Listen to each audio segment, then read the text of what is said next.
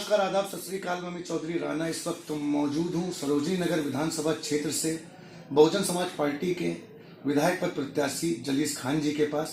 जलीस जी, सबसे पहले तो आपको मकर संक्रांति और 26 जनवरी की ढेरों हार्दिक शुभकामनाएं और हमें समय देने के लिए आपको बहुत बहुत बधाई। जलीस जी, सबसे पहले मैं ये जानना चाहता हूँ कि चुनावी सरगर्मियाँ जिस तरह से 2022 की तेज हो चुकी हैं और विगत लगभग 20 से 25 दिनों का समय भी बचा है, तो ऐसा क्या एजेंडा है जो लेकर आप क्षेत्र में भ्रमण कर रहे हैं? सभी साथियों जय भीम। देखिए, जो इस समय जो उत्तर प्रदेश के हालात हैं, इससे आप लोग वाकिफ हैं जी। उत्तर प्रदेश के जो हालात हैं उसमें कहीं ना कहीं भारतीय जनता पार्टी ने जिस तरीके का काम किया उससे पब्लिक में, आवाम में रोष है। जी। जो बहुजन समाज पार्टी की चार बार की सरकार माने बहन जी की रही है, माने बहन जी के शासनकाल में नौकरी के अवसर खोले गए और लोगों को रोजगार से जोड़ा गया, बड़े बड़े उद्योगों को फिर से शुरू कराया गया। और इस समय जो भारतीय जनता पार्टी के लोग उद्योगों को बंद कराने की बात करते हैं। कोरोना का काल में आपने देखा उन्होंने जो चिकित्सा व्यवस्था थी बिल्कुल अचल थी। एक अच्छी व्यवस्था के लिए बहुजन समाज पार्टी को आना है और हम हमारे यहाँ क्षेत्र में हमारी आवाम ने मन बना लिया है कि बहुजन समाज पार्टी जो उत्तर प्रदेश में आएगी, इन्हीं मुद्दों के साथ हम विधानसभा में जाएंगे। सर, जैसे कि काफ़ी ज्वलंत मुद्दा है इस वक्त, कोरोना काल भी चल रहा है, बेरोजगारी का, और दूसरा जो बेटी बचाओ बेटी पढ़ाओ का एक एजेंडा लेकर बीजेपी चलती आई है, लेकिन कहीं ना कहीं देखा जाए तो समुचित व्यवस्था नहीं है बेटियों के लिए पढ़ाई की। तो उस पर क्या करना चाहेंगे आप, अगर आप एज अ विधायक जीत कर आते हैं अपनी कॉन्स्टिट्यूंसी के अंदर? देखिए, माननीय बहन जी ने हमेशा कन्याओं की सुरक्षा की बात कही है जी। और 4 बार की सरकारों में माननीय बहन जी ने जो कन्याओं की सुरक्षा की जो बात कही उस पर खरे उतरने का काम किया है। अगर आप आंकड़े पुलिस डिपार्टमेंट से देख लें तो सबसे कम क्राइम कन्याओं को लेके माननीय बहन जी के शासनकाल में रहे। भारतीय जनता पार्टी ने तो रिकॉर्ड ही तोड़ दिए कि इतने हादसे कन्याओं के साथ हुए, इतने किसी सरकार पे नहीं हुए।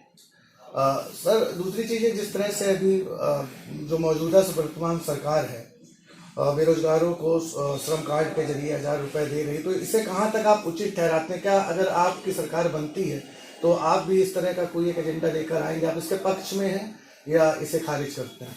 देखिए, नौजवानों को कहीं ना कहीं एक सेटिस्फेक्शन चाहिए। नौजवान कहीं ना कहीं चाहते हैं कि हमको हमारी लाइफ सिक्योर रहे और रोजी रोटी का अच्छा जरिया बने। जी। मतलब इस तरीके के हालात तो उन्होंने जो 15 लाख कहे और 15 लाख दिए नहीं, ये सब तो चुनावी जुमले उन्होंने कहे हैं, ये कभी पूरे भी नहीं करेगी। और बहुजन समाज पार्टी ने कभी मैनिफेस्टो नहीं जारी किया, पहले से घोषणा पत्र जारी नहीं किया, लेकिन हमेशा गरीब किसानों और मजलूमों की बात कही, युवाओं की बात कही, कन्याओं की बात कही, वृद्धा पेंशन की बात कही। हमेशा जो बहुजन समाज पार्टी ने गरीब आवाम के बारे में सोचा है।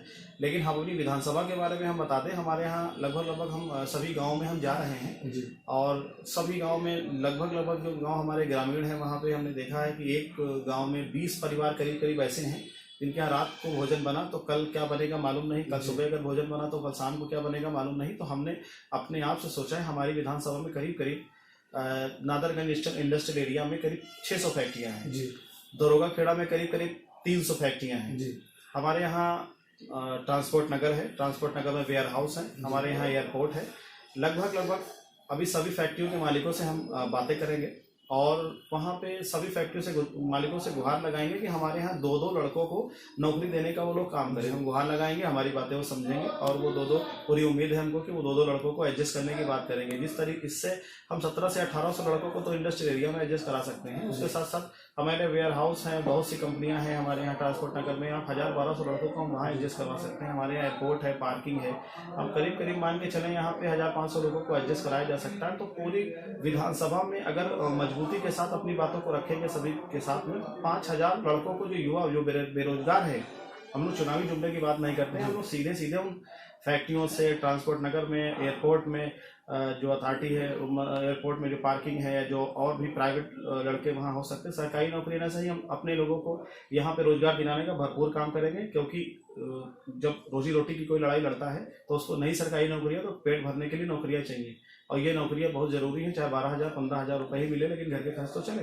लेकिन हम पब्लिक के बीच में जाके सभी गांव के जो बहुत पीड़ित परिवार हैं सबको नौकरी दिलवाने के लिए मकसद ये है कि सभी से हम गुहार लगाएंगे, फैक्ट्री मालिक से अपनी बातों को कहेंगे, हमारी बातों को समझेंगे। पूरी कोशिश रहेगी 4 से 5,000 लोग हमारी जो कॉन्स्टिट्यूंसी से हैं, हमारी विधानसभा से, सब लोगों को रोजगार से जोड़ने का काम करेंगे। जनता से मैं कहना चाहूंगा एक बार कि बहुत मतलब इस पॉइंट को नोट करने वाली बात है कि बहुत बड़बोले बोल नहीं बोले हैं, बहुत बड़ी बातें नहीं करी हैं कि सरकारी नौकरियां देंगे या किसी तरह का बेरोजगारी भत्ता देंगे। बहुत ही एक जमीन से जुड़ी हुई जो सच्चाई है उसे उजागर किया है जलीस भाई ने कि अपनी कॉन्स्टिट्यूंसी में अगर जनता का हर एक प्रतिनिधि सिर्फ ये कोशिश कर ले कि हमारी कॉन्स्टिट्यूंसी में जो लोग रहते हैं, जो युवा रहते हैं, उन्हें किसी न किसी तरह से, किसी माध्यम से, भले ही वो प्राइवेट नौकरी ही क्यों ना हो, एक रोजगार हम प्रोवाइड करेंगे तो आई थिंक कि हिंदुस्तान से बेरोजगारी की जो समस्या है वो पूर्णतः हल हो जाएगी।